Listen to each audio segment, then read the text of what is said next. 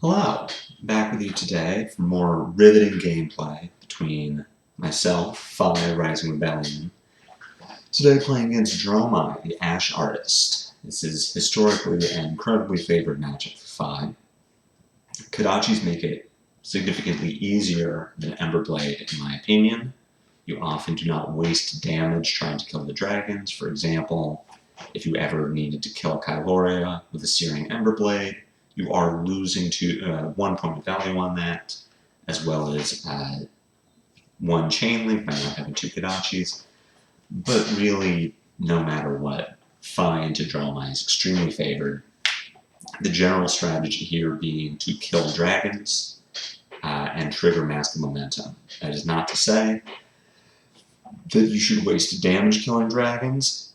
Also, sequencing is extremely important, as you do need to get those mask triggers and try to bait your opponent into not blocking, either with Kodachis, starting your first link, and using your 2 hits on the dragon, or generally trying to make blocking awkward.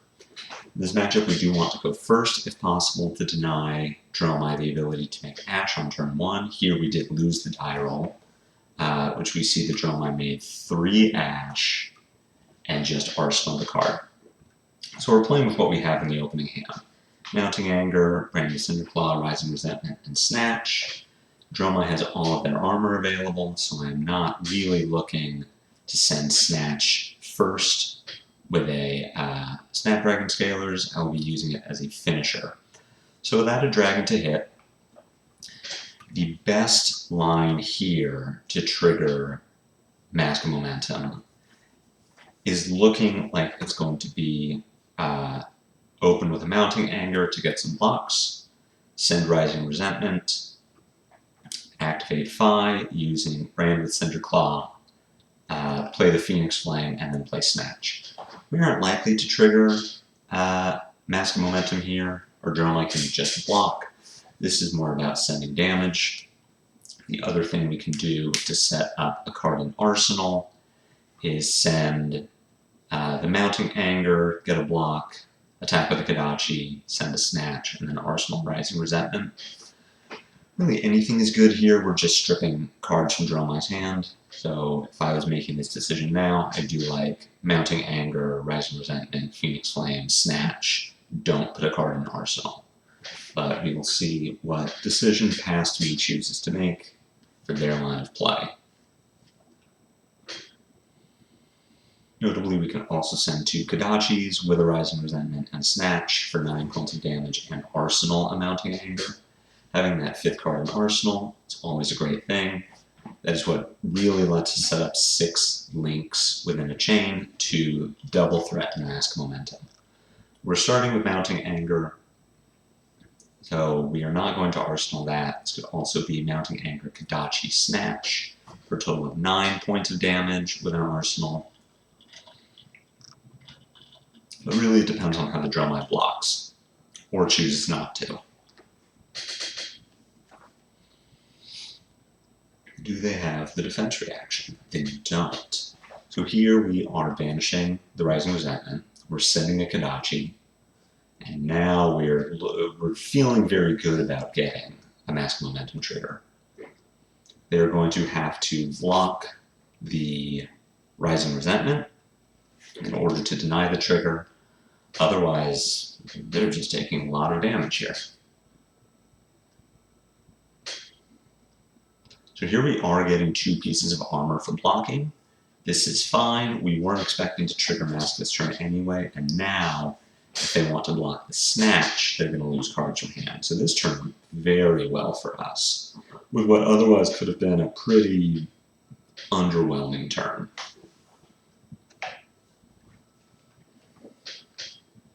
If our Dromai is keeping 5 cards in hand, and if they take this Snatch, don't play a D-React, we're thinking, goodness, they might have Tonal Tide here. This is going to be some huge turn. They have 3 pieces of Ash. We do draw a Popper, which is great news for us. It's Mage Master's Boot, so they are going to play Tono Fjendal, gain 5 life, which is tragic for us. This matchup is generally a race. That FaB is incredibly favored to win. The opponent starting with 45 life is a very big deterrent to that. FaB is very good at dealing 40 damage and no additional damage after that. Here we see a Lost in Thought. A buddy of mine plays locally, is very high on this card. Here we see it getting to take Command and Conquer, which whatever our opponent follows up with, I believe it's a Kyloria, we'll see, but any dragon we would have liked to pop, especially if our opponent has 3 Ash and a 5-card hand. If they just make some huge dragon army and we get to pop the first one, that's great news for us. So they do play the Kyloria. That's fine. The reason I run Flamescale Furnace into this matchup opposed to Spring Tunic is that the way we lose this matchup is by letting our Dromai opponent get cards from the Kyloria. So they play another Lost in Thought, which is a weird turn for us.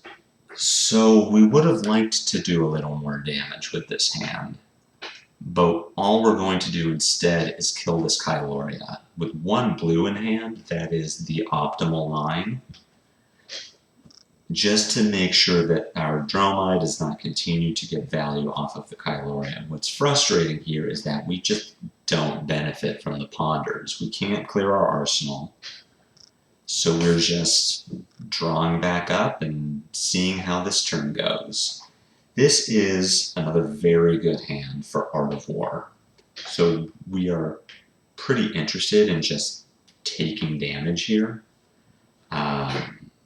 We see a Dromai and a Yendrai. Neither of these dragons is particularly threatening. Dromai gaining an action point doesn't matter. Yendrai just dealing damage doesn't matter. And then we see a Passing Mirage. Okay. The scariest thing that our opponent could do here is play Command and Conquer from Arsenal, but they don't. So we get a 5-card Art of War hand. So now that we have our 5 cards, what we are really looking to do here is a couple of things. We want to play a red so that Blaze Headlong has go again. We want to play this Brand with Cinderclaw to turn on Shuko so that our Phoenix Flame can kill Yendrai. That interaction says Shuko damage can't be prevented. So if we attack Yendrai with a Phoenix Flame that has the Shuko buff, then Yendrai will say, I'm going to prevent this damage. Here's my shield token. It doesn't work, and the Yendrai dies. So Brand with Cinderclaw getting powering up Phoenix Flame, and Art of War powering up Phoenix Flame is 3 unpreventable damage to Yendrai. So the way this turn is going to work, based on there being 2 dragons that we want to kill, my line here would be Brand with Cinderclaw, attack Dromai. We are not playing Art of War at this time. Pitch Soulbead Strike to Kodachi, Kodachi Dromai. They are unlikely to block. They would not give us Furnace. They have no action, it's too early. If they want to Silken Form the damage, okay. That's essentially blocking Kodachi with a card from hand, and we get a piece of equipment. That's fine. But if they take it, we pick up the Phoenix Flame, have 1 resource floating, send Phoenix at Yendrai, play Art of War, banish the Ravenous Rabble. That gets us 2 cards from Art of War, a kill on Yendrai, a draw from Mask of Momentum, and Blaze Headlong will have go again because Phoenix Flame is red. So let's see if that is what Past John chooses to do. Sorry, Past Lupine Fiasco. Don't dox me.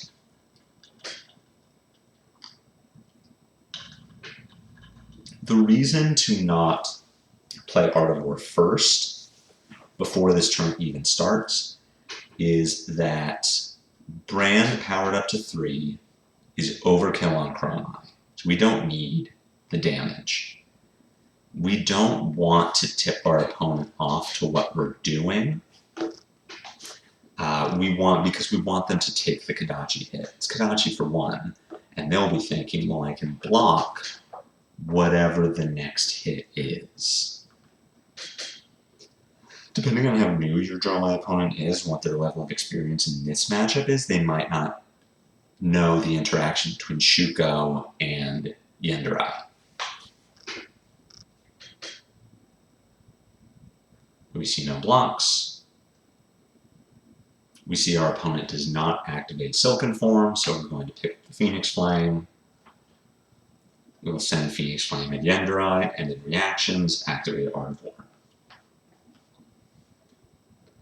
And see how the rest of this turn looks once we draw our 3 cards. An incredible hand. Even better, now we have the option to lead with Lava Burst and snap it to Snatch. We could also play Snatch first, snap at Lava Burst. We can Arsenal one of them. What we're going to do is play Double Strike, Blaze Headlong.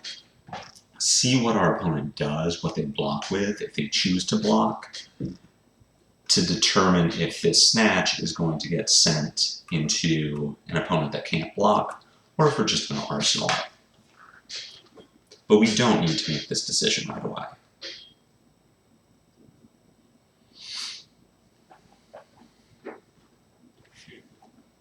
Setting up an Arsenal is fine. Our opponent still has Furnace and Silken Form available for damage prevention. The nice thing about Snatch being 5 power right now is that they would have to use both pieces of equipment, a card from hand to activate Silken Form, and a card from hand to block with to stop the Snatch. But really, opening the Snatch, playing Snapdragon Scalers, becomes a lot better once our opponent no longer has armor. Here we see our opponent taking everything. I am inclined at this point to play Lava Burst, see if they continue to not block, and if they don't, snap to Snatch it. If they're this committed to keeping a 5-card hand, great. I will happily punish them for keeping 5 cards. Sink Below comes from Arsenal to stop this Lava Burst. I'm not entirely sure why. Maybe they put us on breaking point and an additional resource, I don't know. But them using Sink on vanilla damage to not have available for this Snatch, maybe put their Furnace in front of it, is great. I love that for us. Excellent decision making from our opponent.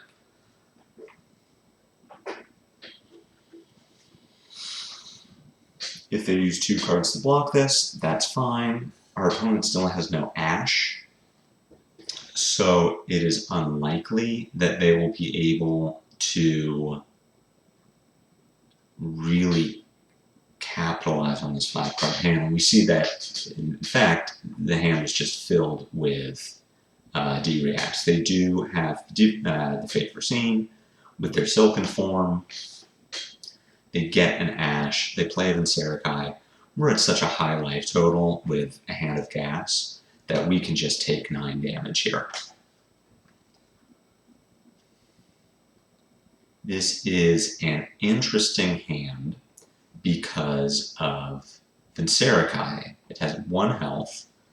If Vincerikai was not here, with this hand, I would be inclined to just play everything, pick up a Phoenix Flame, and then get the Shuko trigger.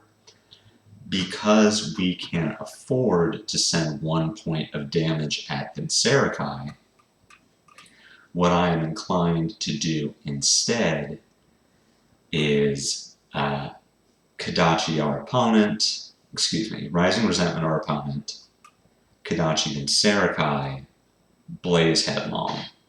We lose out on a Shuko trigger. If we Kodachi, we don't get to pick up a Phoenix Flame, but we can put a Ravenous Rabble in Arsenal because we will not be able to threaten a second mass trigger if we Kodachi 3rd link, 4th link, 5th link, so we might as well Arsenal this. We'll kill Vin, We do put our opponent on having to make a weird block if they don't have the D-React for Blaze Headlong, and we get an Arsenal. So again, starting Rising Resentment at Dromai, Kadachi, then Sarakai, Blaze Headlong for 4. Oh, we're deciding to go for the big damage turn, and we take it back. Let's see, are we doing Kadachis here? Or are we going... The thing with picking up the Phoenix Flame is that either the Brand with Cinderclaw or the Phoenix Flame would have to go up in Sarakai, and we're losing a point of damage that way. We only need to send one in Sarakai.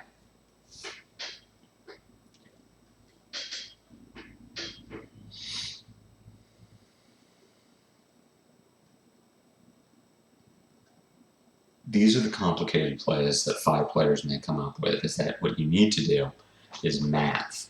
And math is hard because what FaB really wants to do is just put 4 cards on the table and let your opponent figure out how much damage they're taking.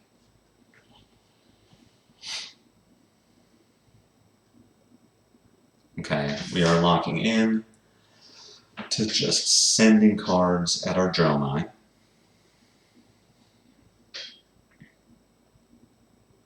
Again, in hindsight, I don't agree with this decision. We're looking to send 2, 4, 4. Just have our opponent make difficult blocking choices. So what's interesting about our opponent having the Fate foreseen here is that we do now get to threaten Mask, because we can send 3 at our opponent, 4 at our opponent, and if they take that damage, then we can pick up a Phoenix Flame and kill Sarakai. We lose a point of damage, but we do draw a card.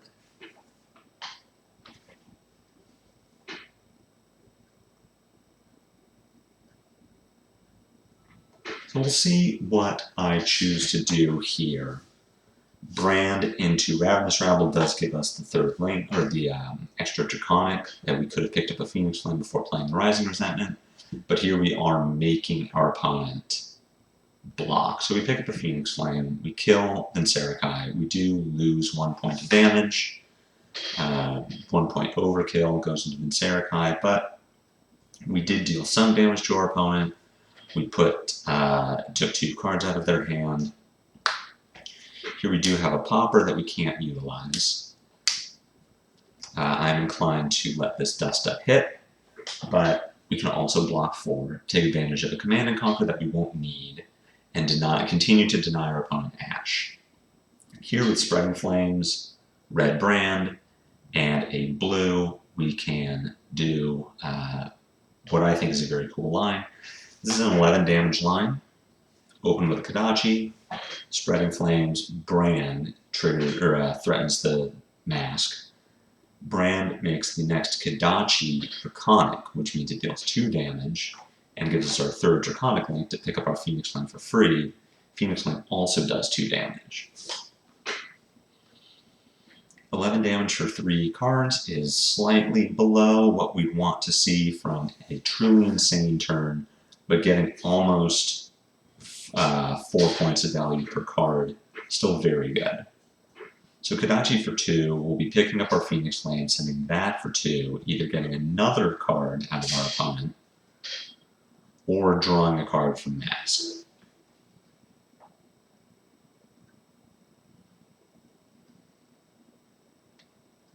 Here we draw a Double Strike.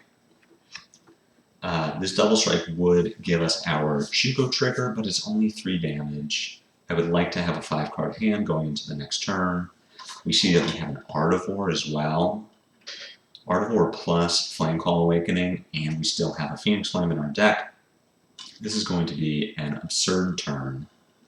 Our opponent will make a Kyloria here. They're at 10. This is a greedy decision that I'm making, and I would make the same decision today, which is to block with Mask of Momentum and Shuko. With our opponent at 10 and not having played any Sigil of Solace yet, it's possible that we will absolutely lose value from not having mask momentum, that our opponent could gain enough life that we will be able to trigger it multiple times. But with this hand, double strike into Flame Call Awakening to find a Phoenix Flame, to then banish that Phoenix Flame to Art of War. This is just too much damage for us to pass up here, and we don't want to let our opponent get back into the game with a Lucky Kyloria. So we give up our equipment, and we're just going to send way too much damage, and our opponent scoops it up. A little early, I would have liked to see how that game ends, but really, it's just Dromai is such a favored matchup for FaB that it's really hard to go wrong. We have such a huge margin for error when it comes to making plays.